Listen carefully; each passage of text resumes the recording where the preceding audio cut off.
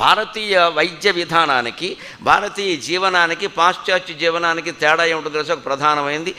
అప్పటికప్పుడు వండుకుని వేడిగా తినడం భారతీయత.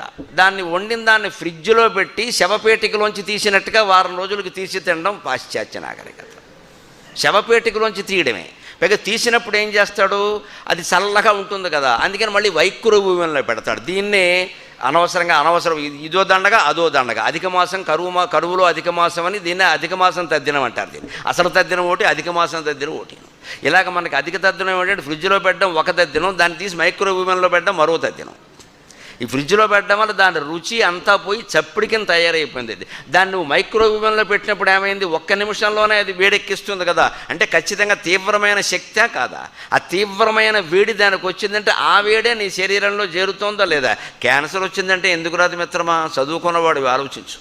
త్వరలో భారతదేశాన్ని ముంచబోయే భయంకర వ్యాధి క్యాన్సర్ అని ఇవాళ ప్రపంచవ్యాప్తంగా జరిపిన వైద్య సర్వే నిరూపణ చేస్తోంది. కరోనా నుంచి తగ్గించుకుందామని ఆందోళన లేకుండా ఉండడానికి వీల్లేదు. క్యాన్సర్ ఇప్పటికే చాలా వ్యాపించేసింది అనేక రంగాల్లో. ఎందుకంటే మన ఆహారం కారణంగా నిలవ తిండి మన అనారోగ్యాలకి రెండే కారణాలు.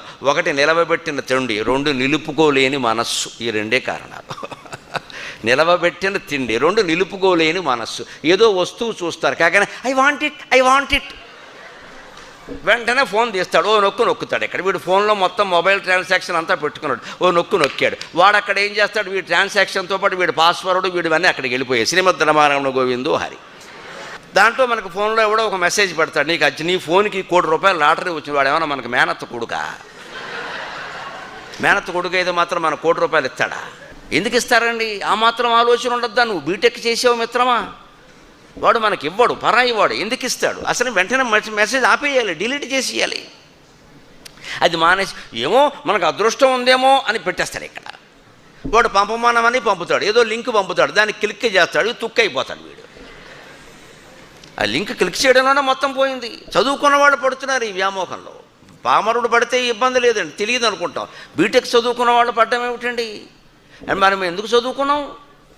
ఆ మాత్రం ఇంత టెక్నాలజీ మనకు తెలుసును కదా, వాడు మనకు మోసం చేస్తున్నాడని తెలియదు. వాడికి ఎందుకు చెప్పాలంటే మనం ఏమో మనకి ఇస్తాడేమో అని అర్జెంటుగా ఏదో చెబుతూ ఉంటాం. మనం వెంటనే ఏమైపోతుంది, ఎంత నష్టమైంది.